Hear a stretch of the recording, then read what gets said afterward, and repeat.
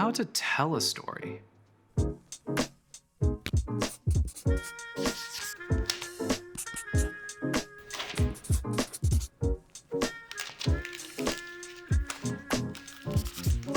I sat on this question a long time before deciding on an answer. The literal answer I would give you is take your audience, listener, reader, viewer on a journey. Have a beginning, middle, and end. But what I think a lot of people are actually asking when they search for a video titled How to Tell a Story is, how exactly should I structure my thoughts and ideas so they have the impact I want on the audience I want? This is what good stories do. They impact, they make you feel something. This is why simply knowing the components of a story, like that it has a beginning, a middle, and an end, or more broadly that it answers who, what, when, where, and why, doesn't feel like satisfactory knowledge. Even if we know the components of a story, it still doesn't help us tell a story. So I'm gonna pull back. Earlier I answered literally, now I'm gonna answer more emotionally. A little more theoretically. If you want to learn how to tell a story, you have to first decide what feeling you want your audience to have, and then leave it with them. I think strong stories come from the results of journeys where the audience goes through many feelings.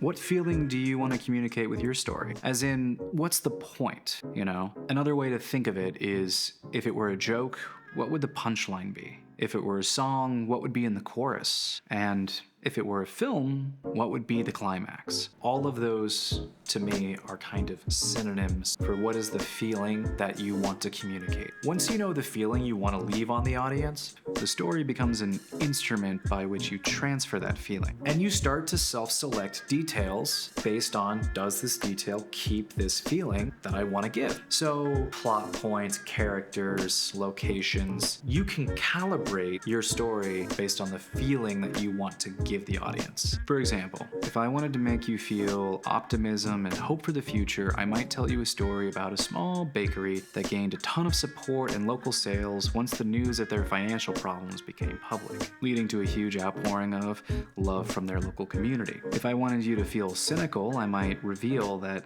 every year around November, the bakery's owner makes the same Facebook post about the bakery struggling and hoping for a Christmas miracle to stay in business. If I wanted you to feel vindication, I might have a teen detective put the clues together that everyone else in town ignored, exposing the owner for his manipulation to the local community's outpouring of Christmas spirit, making you feel that justice has been served. Wow, what a story. So that's sort of a spitball story led by me trying to make you feel and letting the feeling that I want pick my details. Now, to stack on to the idea, a story doesn't just arrive at the feeling you want to leave the audience with. It includes multiple feelings that contrast each other along a journey. These moments of contrast bake in impact. The contrast comes from moments of change. Moments of change are what make up stories. I was this way, I chose to do something, I have now changed. That is what a story is filled with. And stories are the instruments of emotional transfer. So let me structure this a little bit using my bakery town story. So if I was gonna write this, I would write it from the perspective of the teen detective. It'd be a young adult novel. It'd be something very simple. It'd go, I was young and naive, believing my contribution to the hometown bakery made a real difference in the community. If you empathize with the character, you would empathize with his optimism. Until I discovered on a Facebook post, this is the moment of change, the inciting incident of the movie, if you will, would be the discover that the year before, the bakery had made the same post on the same day. This reveal leads to feelings of betrayal that result in cynicism. Reading this story, that would be me making you feel that. And the year before that, and the year before that. Discovery, a conspiracy, cynicism. I, writing the story, have made you, by betraying you, feel cynical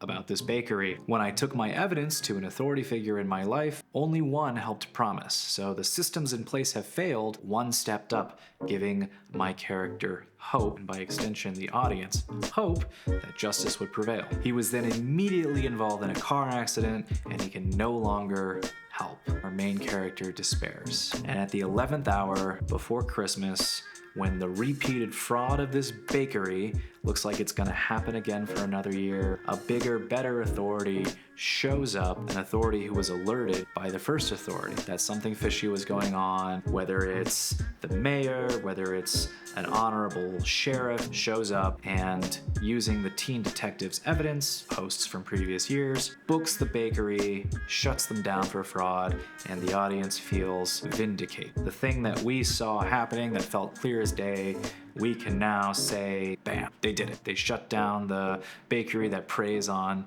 people's Christmas spirits. Very antithetical to Hallmark, but this is an example of a story that I threw together for this video that follows an emotional cue. Everything is put forward by what I want the audience to feel.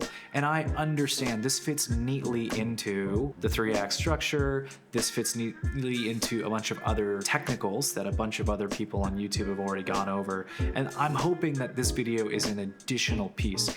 If you go through the structure of a story and you don't understand how to implement it yourself, hopefully an explanation about transferring feeling to your intended audience sort of helps you put together the kind of stories you want to tell. Because the kind of story you want to tell is more important to me than being able to tell a story. A story can be just a recounting of events, fiction or nonfiction. You can just say the things that happened in the order they happened. That can be a story.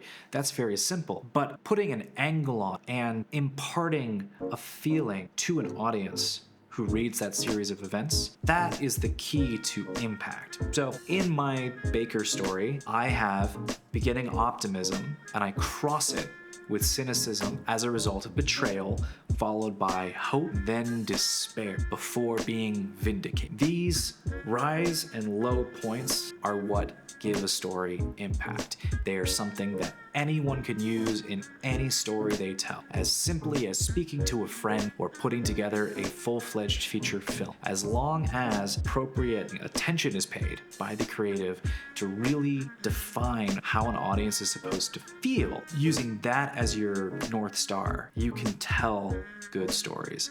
You can tell great stories. The more practice you put into storytelling, the more consistent you can build stories. You don't have to make an audience feel anything in order to tell a story, but a good story makes an audience feel.